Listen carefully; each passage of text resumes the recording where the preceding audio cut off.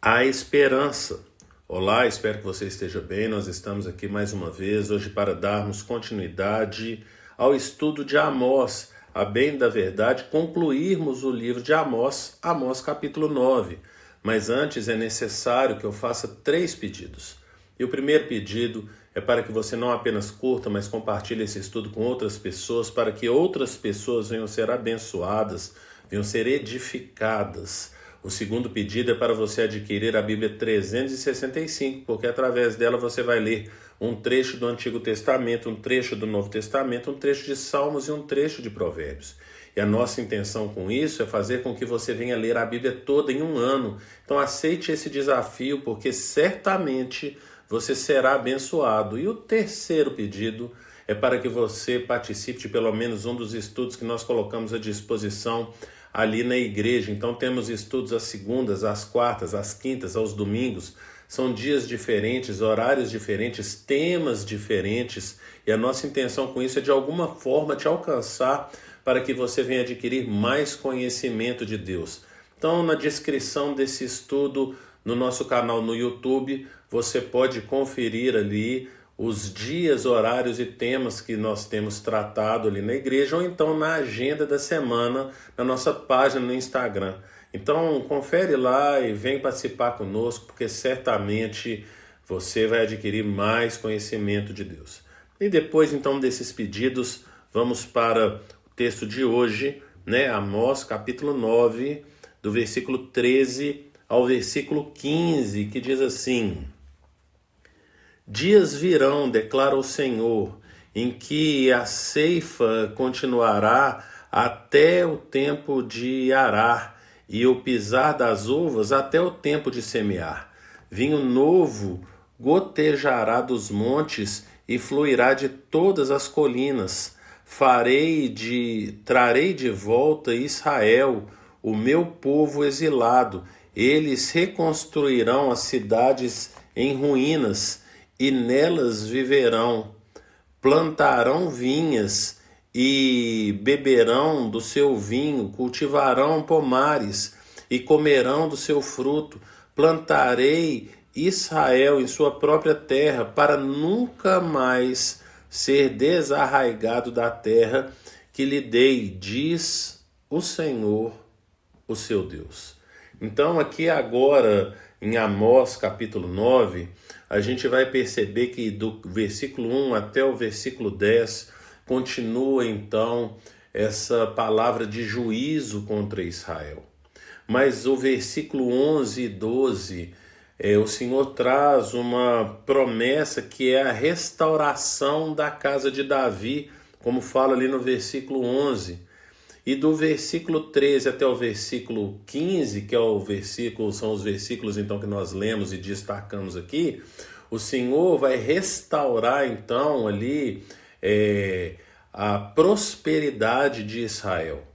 Então a gente percebe que o livro de Amós vem até o capítulo 9 carregado de juízo, carregado de acusações do Senhor, e a cada capítulo a acusação é mais grave. A gente percebe que a acusação principal do Senhor é a respeito então dos necessitados de Israel, das pessoas muitas vezes marginalizadas ali de Israel, que foram esquecidas pelo povo, não é assim? Então eles tinham uma certa prosperidade, mas se esqueceram então do seu irmão, não é assim? Então esqueceram do próprio povo que estava ali passando por certas necessidades. Então as acusações são gravíssimas, mas essa é a principal delas.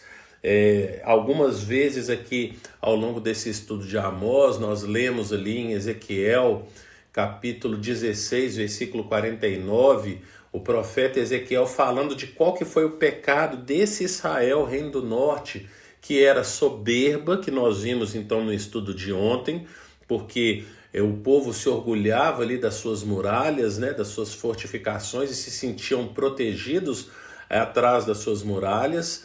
Então eles eram soberbos, eles eram arrogantes, É a primeira acusação que o profeta Ezequiel levanta contra esse povo.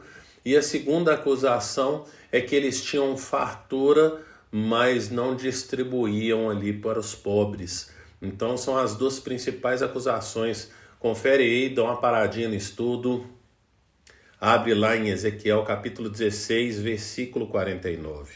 A gente percebe, então, né, no final do livro aqui, que como diz Jeremias, lá no livro de Lamentações, capítulo 3, versículo 33, diz assim o profeta: porque não é do seu agrado trazer aflição e tristeza aos filhos dos homens. Deus não tem prazer em trazer juízo. Muitas vezes nós, seres humanos, pecadores, a gente sim tem prazer então nos juízos de Deus, mas Deus não tem prazer. Deus está trazendo uma correção.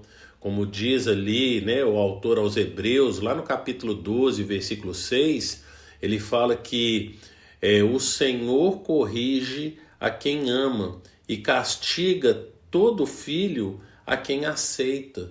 Então, é uma correção da parte de Deus, porque o povo saiu do propósito.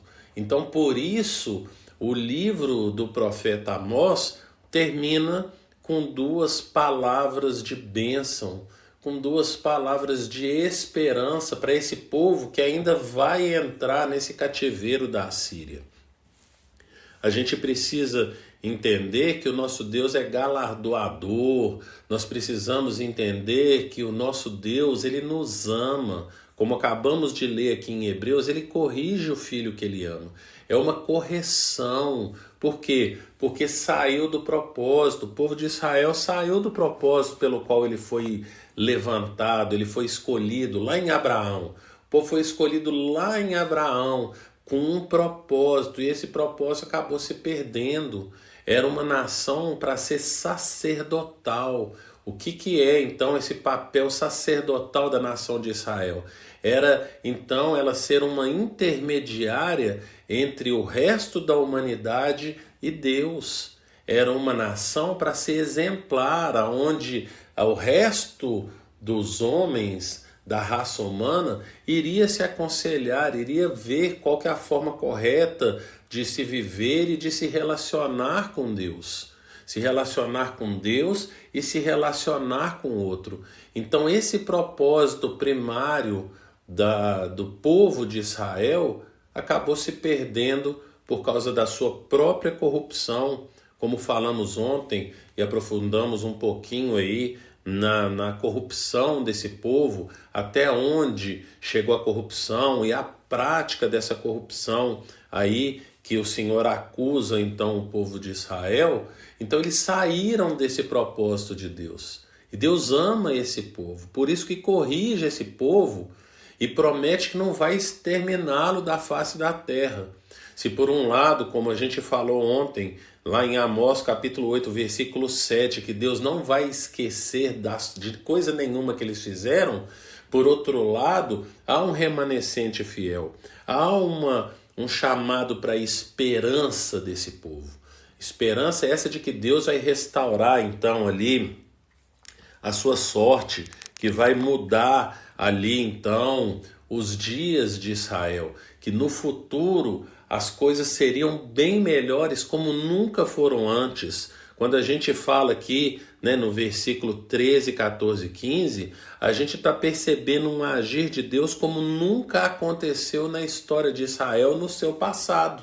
Então que Deus vai abençoar de forma sobrenatural esse povo.